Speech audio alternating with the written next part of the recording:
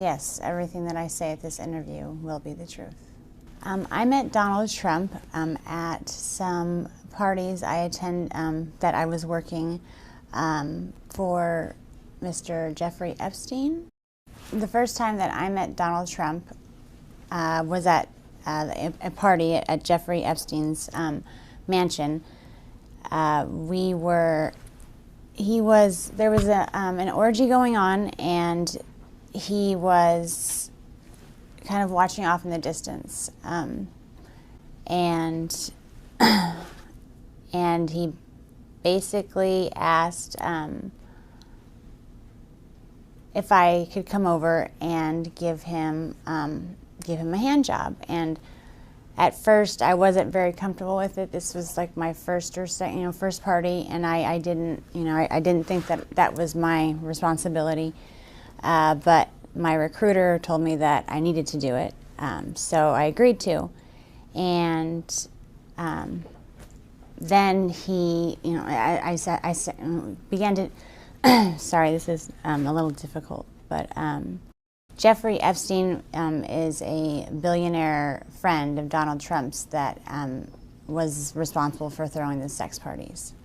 I originally came to New York trying to be a model, and in my travels I met a girl named Tiffany there who was very interested in me and said that that's what she did, is that she helped girls get what they wanted, and she could help me get into modeling, that she knew a lot of people that were higher ups and that it would be no problem. And so that's why, but I would just basically have to come model at a couple of events and meet some people. It would be no sweat. So, of course I went, that sounded like no big deal.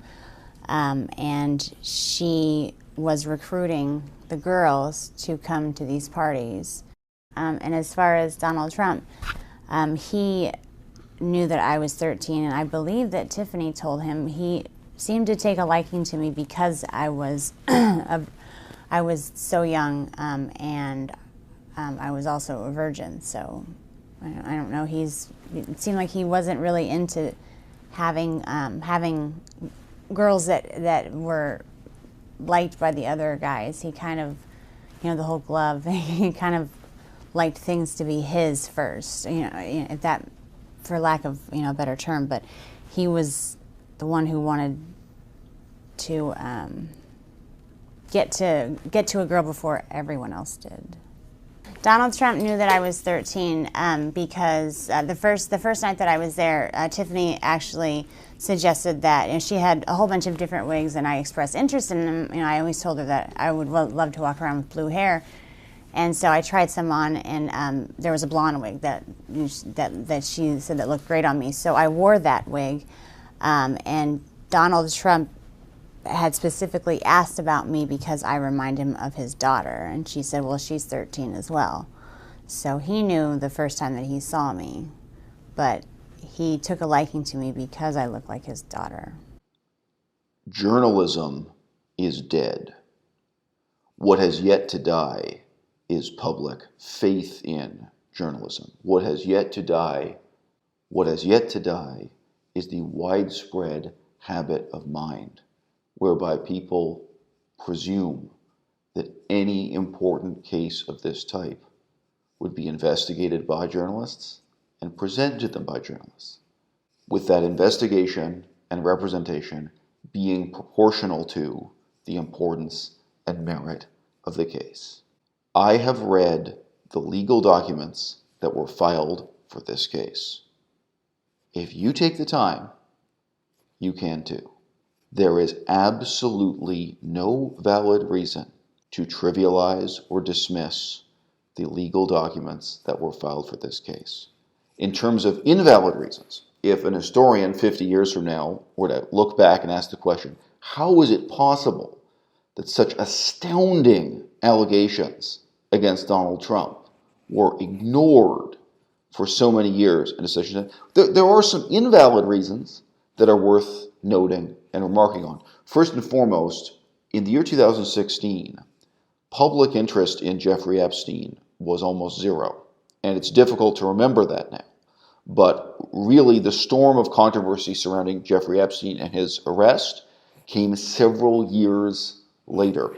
Number two, and I just note the autobiographical accounts of one of the journalists who handled this investigation and bungled this investigation. He says part of his own thinking was just shaped by the expectation that Donald Trump would lose the election, which is stupid. It is fundamentally stupid to dismiss this case because of the assumption that Donald Trump will lose the election and then it won't matter. It matters. These allegations matter. And of course, obviously, the case against Jeffrey Epstein also in its own right, on its own merits, mattered. But even if Donald Trump had never run for president of the United States, this case would matter and should have been taken seriously by journalists in a way that it never was. Emily Sugarman is repeatedly referred to as one of the only journalists who ever spoke to the woman you've just seen on video, or perhaps the only woman. Now, Emily Sugarman was incompetent. Emily Sugarman was an imbecile. And from what I can see, she has either invented or been crucial in propounding this doctrine that we don't even know if this woman ever really existed. Note the headline here. Wait, Katie Johnson actually exists? Absurd, unforgivable incompetence on the part of the journalist here. Quote, I don't know if Johnson wrote that letter. In fact, I don't know if the Katie Johnson I spoke to is the same girl who Trump allegedly raped in 1994 or if that girl even exists. Here's the website for lawyer Evan L. Goldman of Goldman, Davis, Krumholtz, and Dillon. Now, apart from the question of whether or not it would be possible to file so many legal documents with the courts in the United States of America if you don't exist, if the existence of the person as such were a hoax, right? If it were a hoax on that level, I don't know if it's possible to file so much paperwork with the American legal system. And again, to say that there is no evidence is a lie. 3 witnesses, 3 women who all have testimony, each corroborating the other, 3 women who were all in the same place at the same time and to whatever extent participating in this scenario. That is evidence.